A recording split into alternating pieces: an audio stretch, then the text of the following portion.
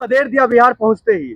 नहीं देखिए, राहुल गांधी का जो आज दौरा था और जिस तरीके से दरभंगा एयरपोर्ट पे वो पहुंचते हैं और जैसे उनको रोक दिया गया और जैसे उनके जनसभा में हजारों की संख्या में नीतीश के प्रशासन आते हैं, इससे साफ जाहिर है कि इस बार का जो बिहार चुनाव है वो बहुत इंटरेस्टिंग है, जबरदस्त देखने के लायक इसलिए होगा कि बीजेपी एनडीए सरकार जितनी भी ताकत लगा दे, नीतीश बाबू जितना भी अपने प्रशासन का इस्तेमाल कर दे, ये जो योगी के सहारे चल रहे हैं, योगी वाला जो टू कॉपी कर रहे हैं कि प्रशासन के बदौलत जो है चुनाव जीतना और डराना धमकाना, वो इस बार जो है नाकाम साबित होगा। राहुल गांधी को रोकना, पहले जरा से सोचिए रोका क्यों होगा, क्या मकसद होगा? वहां कोई माहौल भी खराब नहीं है, कोई सुरक्षा को लेकर सवाल भी नहीं है, वो तो जा रहे थे संवाद करने के लिए, छात्रों के बीच मुद्दा उठाने के लिए, तो अच्छी बात है ना भाई। बिहार के युवाओं को लेकर बातचीत करना, नौकरी का सवाल करना, बिहार की तरक्की को लेकर सोच विचार करना, तो यहाँ पर राहुल गांधी ने क्या ऐसा गुनाह किया हुआ? एक मिनट भाई, देखो ये दलाल मीडिया जब भौंकेगा तब तब जो है यही विपक्ष को कमजोर करने के लिए भौंकेगा, इसलिए चाटुकारिता का हद इतना ही है कि पहले सवाल को सोचो, जरा सोचो कि दरभंगा एयरपोर्ट पर क्या हो गया था? क्या सुरक्षा में चूक हो गया था कि राहुल गांधी को रोका गया? क्यों रोका गया राहुल गांधी को? किसी के पास जवाब है? नहीं है। नीतीश बाबूजी, आपके अंदर अगर जवाब है, या फिर एनडीए की सरकार जितने भी उनके मंत्री हैं, मैं उनको चैलेंज करके पूछता हूं कि अगर वाकई में राहुल गांधी ने कोई माहौल बिगाड़ा, छात्रों को भड़काया या कुछ उल्टा पुल्टा बयान दिया, तो मैं मानता हूं यार रोक क्यों दिया उन्हें दरभंगा पे, क्यों एयरपोर्ट पे रोक दिया? ये सबसे बड़ा सवाल है, मैं उसका जवाब देता हूं। रोका क्यों? दरअसल एनडीए सरकार चाहती है कि योगी मॉडल को लागू किया जाए। भाई हाथरस जाएंगे रोक देंगे, आगरा जाएंगे रोक देंगे, लखीमपुर खीरी जाएंगे रोक देंगे। भाई क्या तमाशा बना रखा है? इस लोकतंत्र में विपक्ष का नेता नहीं जाएगा, आम लोग नहीं जाएंगे, तो कौन? डोनाल्ड ट्रंप साहब जाएंगे क्या? शी जिनपिंग साहब जाएंगे? ये कैसा बेहुदा और कानून व्यवस्था को बनाकर रखा आपने कि अपनी मन मर्जी के हिसाब से काम करेंगे? तो ये बहुत बड़ा सवाल है।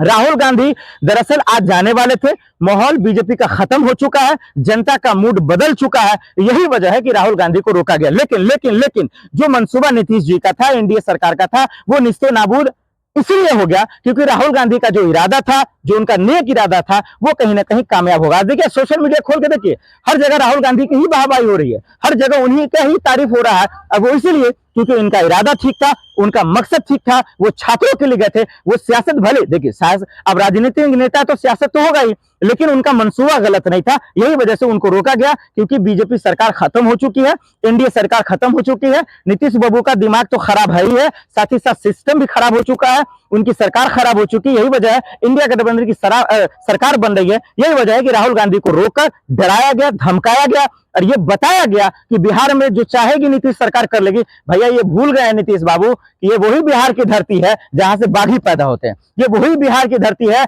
जहां से एक से बढ़कर एक छात्र आईएएस निकालते हैं, एक से बढ़कर एक नौकरी निकालते हैं। आप उसको डराने निकले थे। नीतीश जी गलतफहमी हो गया, उस गलतफहमी का इलाज कराइए तो ज्यादा अच्छा होगा। राहुल जी या फिर तेजस्वी या लालू जी को डराने की कोशिश ना करें। अब लीजिए सवाल। हाँ, सवाल ये भी है ना, जो चुनाव के वक्त ही क्यों छात्रों से मिलना, चुनाव क्यों ना जाए, क्यों ना जाए, क्यों ना जाए? राजनीति कर रहे हैं, छात्रों के साथ धोखा कर रहे बिहार के। अरे बकलोल्हा पत्रकार खुल्लम खुल्ला सियासत करेंगे, क्यों ना करें?